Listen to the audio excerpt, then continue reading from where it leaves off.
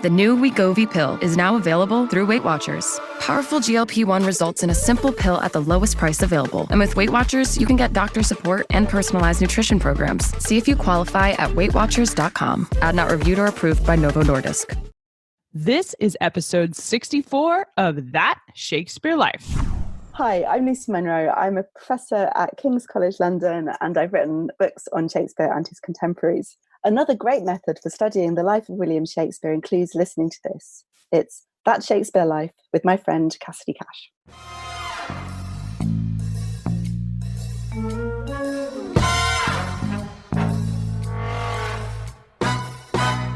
Conversely, when Petruchio denies Kate a meal, he does so under the pretense that he doesn't have foods that would temper her choleric personality.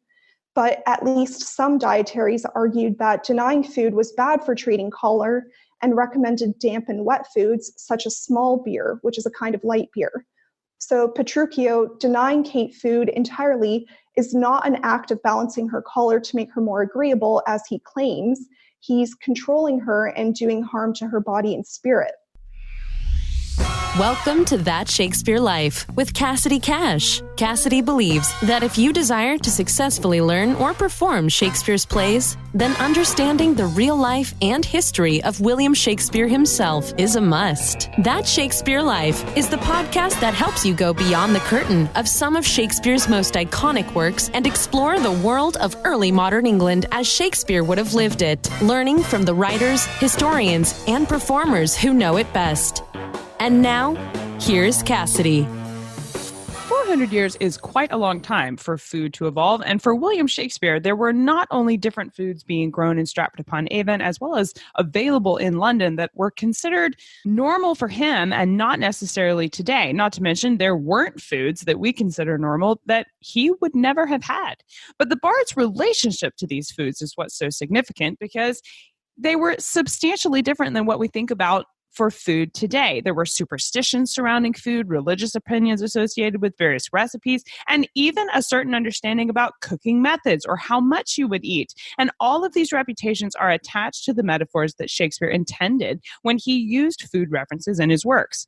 All of this effusive history behind food in early modern England and what that means for Shakespeare is at the heart of the Folger Shakespeare Library's latest project called Before Farm to Table. Their project takes over 100 early modern manuscript copies of 16th century recipes and explores them to learn more about the relationship to food that existed during Shakespeare's lifetime and what we can tell from that about how to interpret the references to food, eating, banquets, and recipes that show up in Shakespeare's plays. Our guest this week is part of the Before Farm to Table project at the Folger.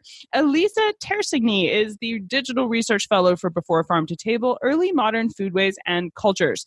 She joins us this week to tell us about what's going on at the Folger with this new project and how we can better understand Shakespeare as a result of what they've discovered. Elisa is expressing her own opinions in our interview today and is not necessarily representing the Folger by being here.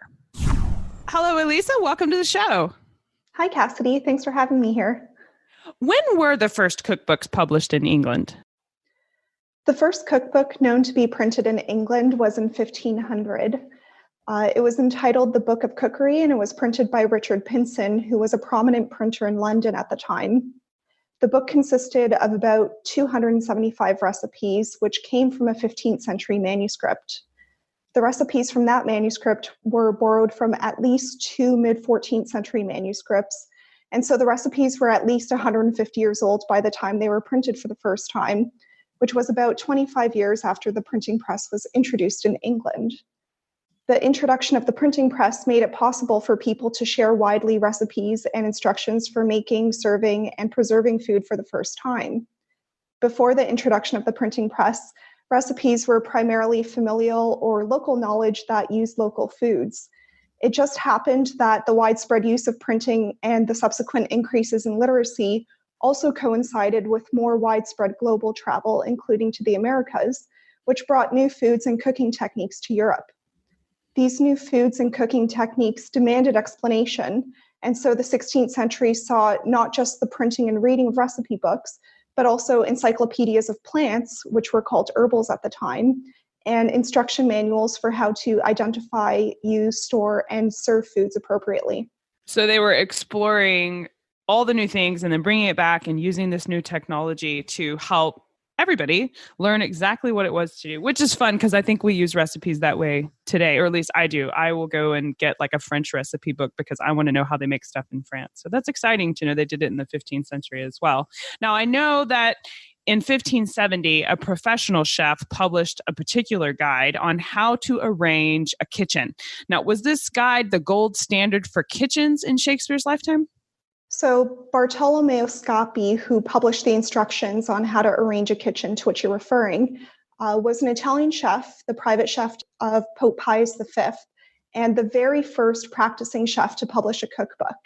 The printed cookbooks that preceded his were based on extant medieval manuscripts and not compiled by working chefs with knowledge about the practice of cooking, serving food, or setting up cooking spaces. So Scapi's book was the gold standard in that it was a practical guide to which other chefs could aspire, both in terms of food preparation and in terms of household organization. But Scapi was also an exception. Most chefs were not celebrities or private chefs of cardinals and popes. So the illustration of a kitchen in his book did not reflect reality for most early modern kitchens, not to mention that his kitchen includes a table for pasta making, which even the fanciest and most experimental Tudor English kitchens would not have had. That said, there is one element of Scapi's kitchen which is consistent with kitchens across early modern Europe. The center of his kitchen illustration features a hearth, which was the part of the kitchen where the domestic fire is kept. The hearth was the central feature of all early modern kitchens, both big and small. It's where all food was cooked either in pots or pans or on a spit, which had to be turned manually and usually for hours.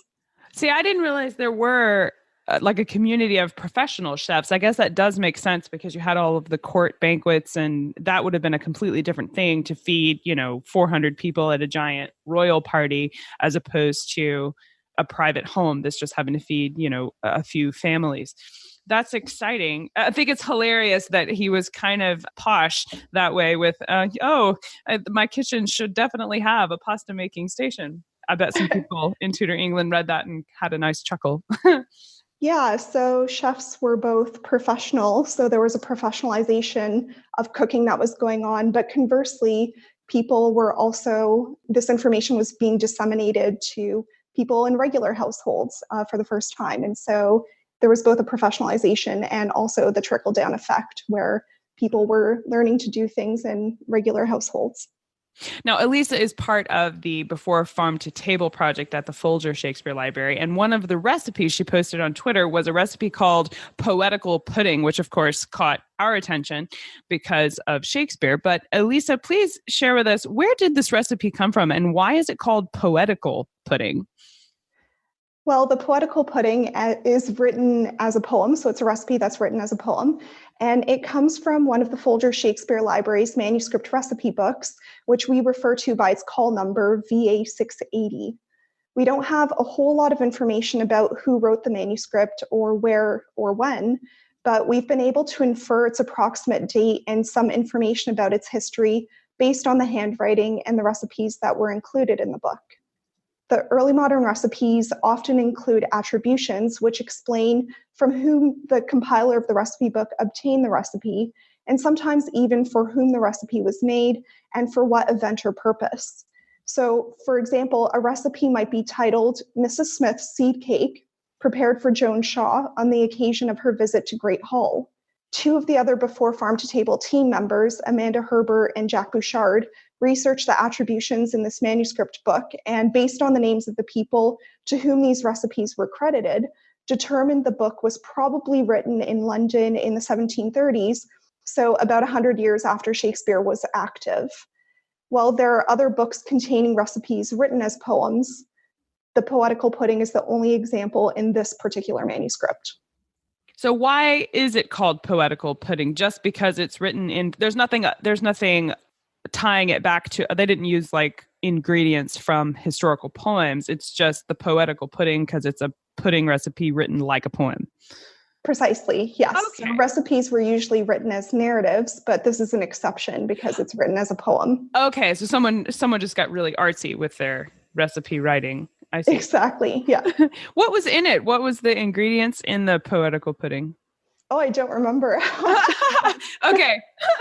What kind of relationship is there between food and poetry for Shakespeare's lifetime, though? I know you said most poems were written in narrative form, but there was a relationship between food and the arts, even though we're kind of laughing about this being an exception to the narrative form, right? Yeah, so usually most early modern recipes were written as descriptive narratives, but there are other examples of recipes written as poems. More commonly, food featured in literature metaphorically.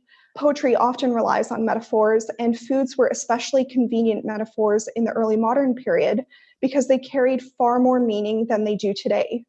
For instance, early modernist Europeans took quite literally the saying, "You are what you eat."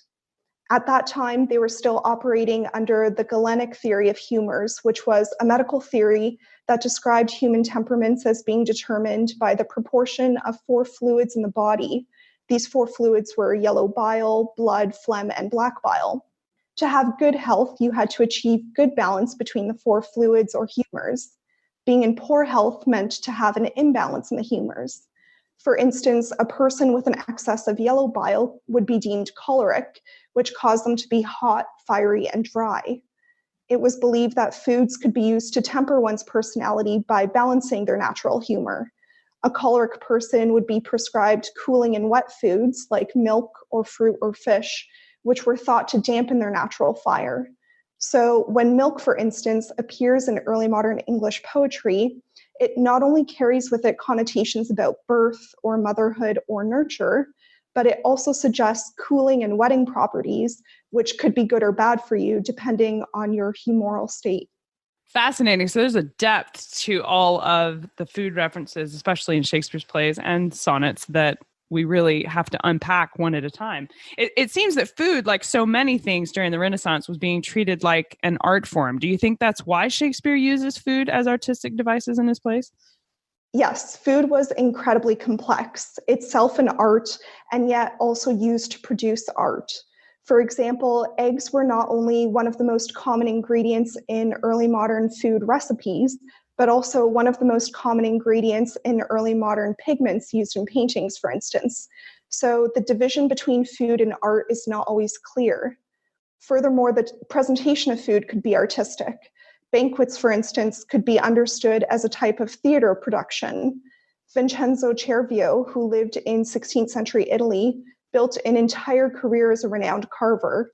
He even published an instruction manual on how to execute proper carving at the banquet table. One of the things that is most interesting to me about early modern banquets is that it was the theatrical space in which women could participate. We have to remember that in Shakespeare's England, women were forbidden from performing publicly on stage, and so women participated in theater from home with what are called closet dramas, which were plays that were written to be read or performed at home rather than on stage in public. Banquets were just another venue in which women could craft or participate in an interactive theater experience.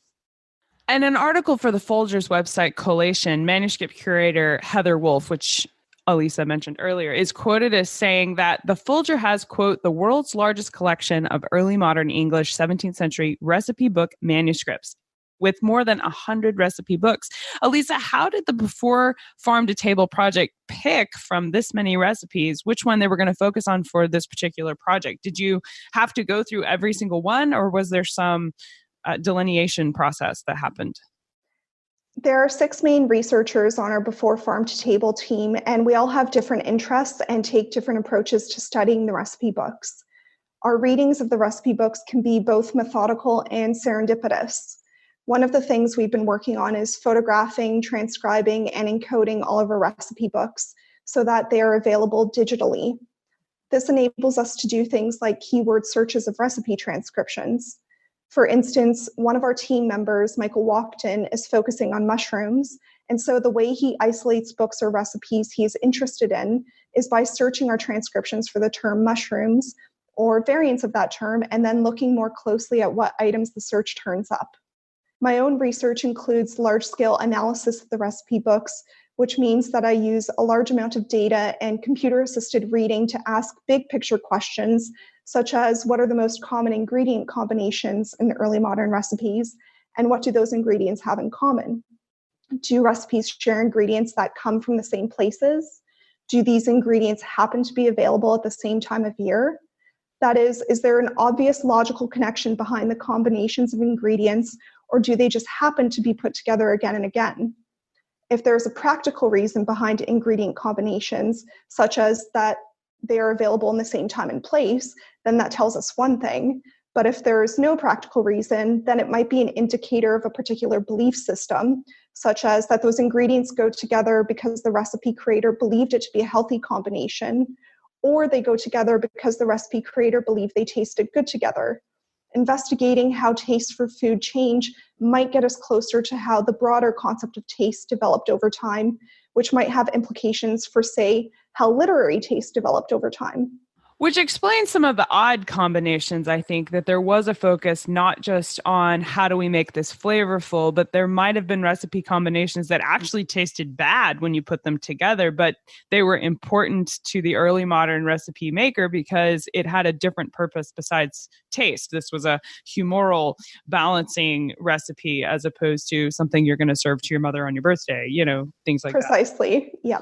Specific to Shakespeare, one of the things I love about the Before Farm to Table project is how it teaches us some inferences we might miss on a first go about the scenes that Shakespeare chooses to have as his settings for particular events. Like, for example, Folger's project write-up online says that, quote, the final cannibal banquet in Titus Andronicus, the meal that Petruchio denies Kate in The Taming of the Shrew, or the ghost of Banquo spoiling Macbeth's banquet. These meals in Shakespeare's plays can bring people together or drive them apart, creating challenging ideas of community that give us insight into what eating meant in the Renaissance and what it means to us today. And you've touched on some of this, but Elisa, what differences have you discovered about what eating meant for Shakespeare that might not be a reputation or association with meals and banquets that we have today?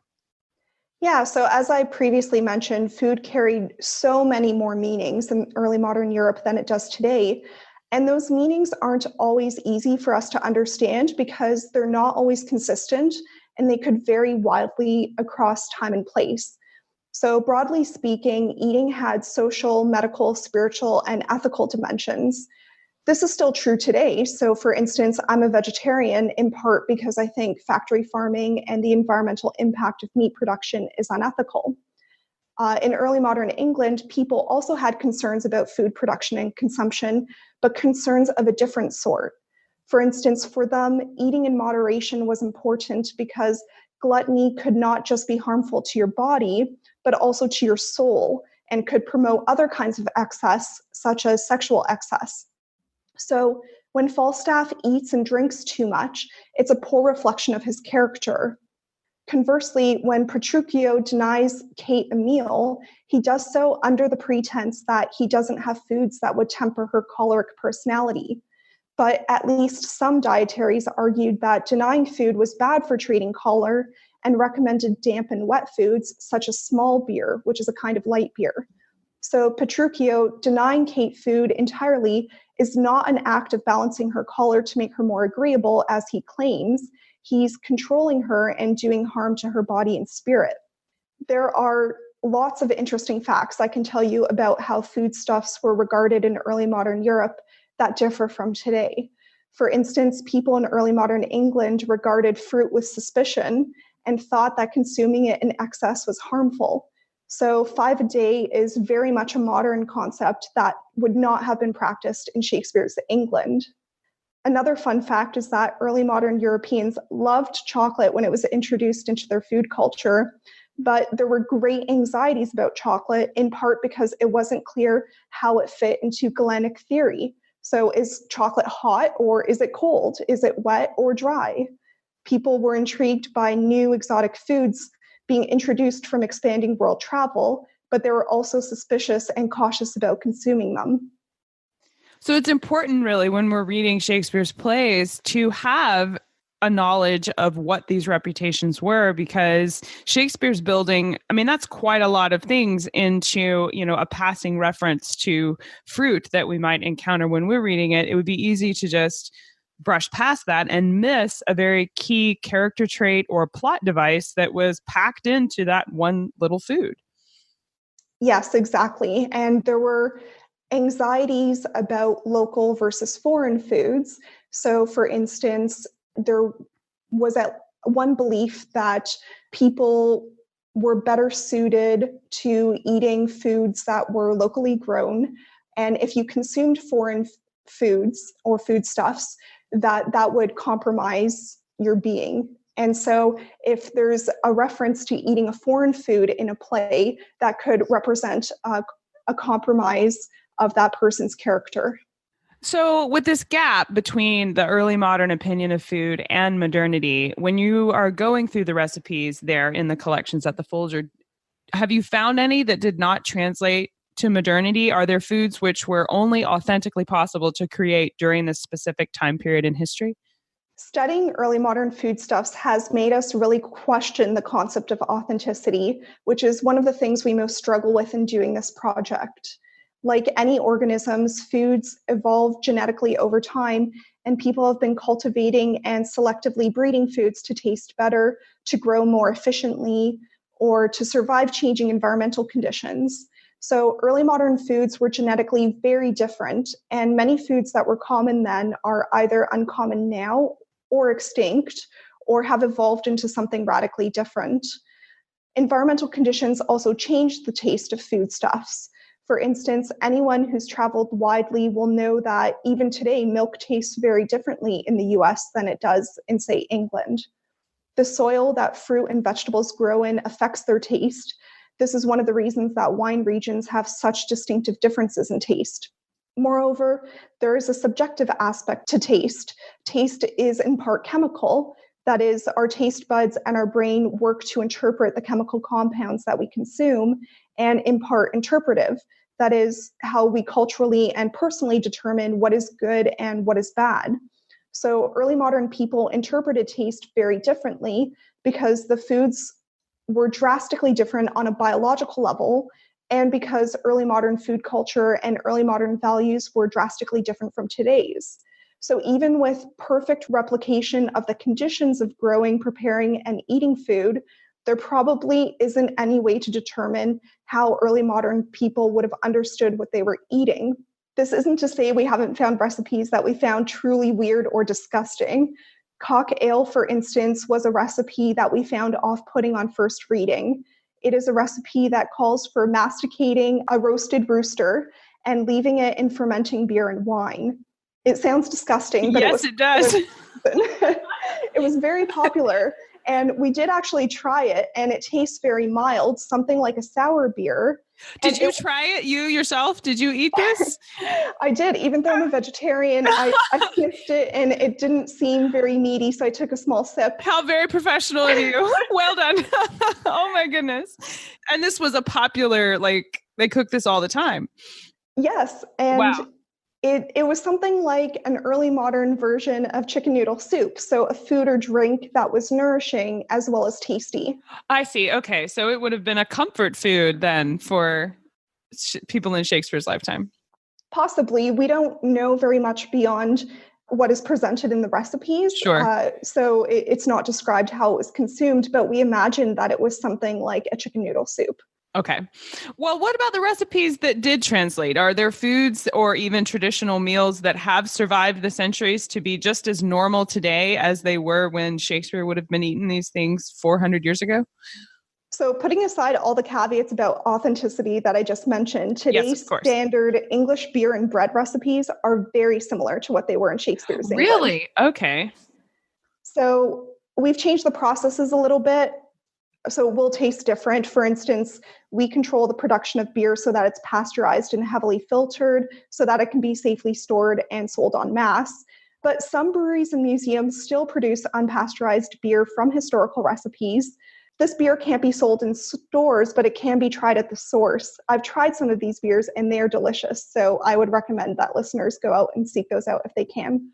You'll have to let me know what some of these places are so we can link to them in the show notes. Oh, sure. One of them is, I'm originally from Toronto, and is at Black Creek Pioneer Village, which is in north central Toronto.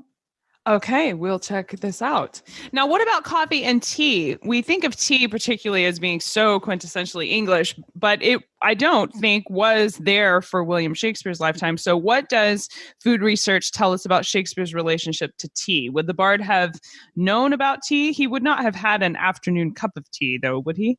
Shakespeare almost certainly did not drink tea or coffee. Even though most of us can't imagine a day without tea or coffee, they are relatively new additions to European diets. Coffee wasn't even known until the 15th century when people living in the Red Sea basin, so what is now Western Saudi Arabia, Eastern Egypt, and Sudan, began drinking it. Coffee spread throughout the Ottoman Empire over the 16th century. We think that the first Englishman to write about coffee was William Biddulph, who wrote about it in a letter from Aleppo in 1600. Over the course of the 17th century, coffee slowly made its way into the English diet, and within a century, it was a central component of public life in England, where coffee houses had sprung up in great numbers. Coffee houses were important social spaces in which people talked and read, not unlike how coffee shops function today. So, believe it or not, coffee was initially more popular in England than tea, which followed a similar trajectory, except that coffee was a relatively new invention, even in its place of origin, whereas tea was widely drunk in East Asia for centuries. Only green tea was initially available in England, and it was extremely expensive, about 10 times the cost of the highest quality coffee at the time. Wow. Yeah. That's substantial.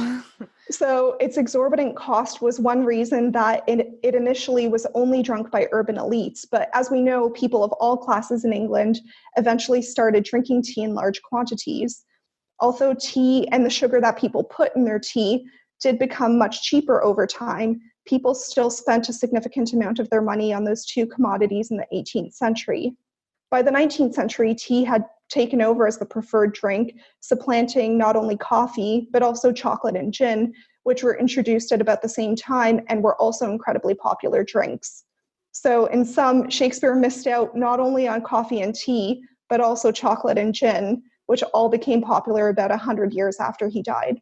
Bless him. And he still wrote amazing stuff. I don't think I could write anything without my coffee in the morning. And based on what you've said about tea and how expensive it was, I'm going to have to go back and relook at the Boston Tea Party in American history, because I think I've missed some key points there. That's a good point. Now, I know we would love to learn more about this topic because food history and Shakespeare is absolutely fascinating. Are there some of your favorite books or resources, in addition to checking out the Before the Farm to Table project there at the Folger, that you would recommend we look at if we want to explore this further? Of course, I would highly recommend that you follow at Folger Library and at Folger Research on Twitter and read our blogs, Shakespeare and Beyond and The Collation.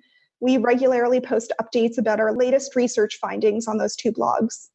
Oh, I will say I followed along with the project you guys did for Pie Day when y'all made a pie. I cooked exactly what you had posted, and that was a lot of fun. So definitely the Twitter feeds there at the Folger are fantastic for sure. We'll link to those in the show notes today. Now, we ask everyone this next question here at That Shakespeare Life, and that's, what's the one book you would take with you on a deserted island? My friends in England tell me I am supposed to allow you the complete works of Shakespeare and a copy of the Bible. So your choice would be in addition to those. Well, that's very generous of you. Well, we don't want you to be bored on your deserted island. That's a difficult question to answer, but I'd probably take one of my favorite novels, which is Mark said Danielewski's House of Leaves. It is very complex, many layered and conflicting narratives, and it's written as a hypertext so that you can never reread it in precisely the same way. Fascinating. Well, very good choice. And I don't think anyone's selected that one yet. So you will be the first. That's an exciting deserted island that you've set up for yourself there. Now, what's next for you, though? What are you working on now that you're excited about? So one of the things I'm really excited about is a relatively new avenue of study that I'm hoping to incorporate in our project. One of our colleagues at the University of York, Dr. Sarah Fittiment, is working on protein and DNA analysis of books. And I'm interested in whether her methods can tell us anything about our recipe books, and particularly whether the stains in our recipe books are from food, and if those stains are evidence of how people in early modern England were using recipe books and what they were cooking and eating. So we're not quite sure yet about the long or short-term viability of this avenue of research because it's a very difficult and new area of study. but I'm really excited to explore it and see what comes out of those explorations. That's fascinating. We would love to follow along with you as you do this. So I hope you'll be posting your updates on that part of the project to the Twitter feeds that you mentioned before as well, because the DNA of books sounds like a fascinating way to explore these recipes. I really appreciate you sharing this with us today. Elisa Tersigni, thank you so much for being here on the show with us today. This has been a delight. Thank you so much, Cassidy. Check out the show notes for today to find links to the projects going on at the Folger, including their incredible Twitter feeds, which are well worth following. So I hope you'll check those out, along with extra history on Richard Pinson's first cookbook, closet dramas, and the Galenic theory about food, and so much more. Go behind the episode and find out more history about William Shakespeare at CassidyCash.com/episode 64. That's CassidyCash.com/EP64. If you like the history of Shakespeare's food and want to try out a few recipes for yourself at home, consider becoming a member of That Shakespeare Life. Supporting the podcast by being a member means you get access to authentic tutor recipes, video tutorials, downloads, guides, and printable recipes where I'll teach you how to make recipes from Shakespeare's lifetime, as well as how to modernize a few in them. And there are even a few that are allergy friendly because I made them for my kids, and my kids are allergy kids. So you'll even get some of those on how to cook recipes Shakespeare would have had in his lifetime at home for you, while getting to see the authentic version he would have had himself. Sign up to get started cooking these things like wassail and Shrewsbury cakes inside the Shakespeare food history courses you'll find at CassidyCash.com/member. That's it for this week here at That Shakespeare Life. I'm Cassidy Cash, that Shakespeare girl, and I hope you learned something new about the Bard. Thank you for listening. I'll see you next week. Bye-bye.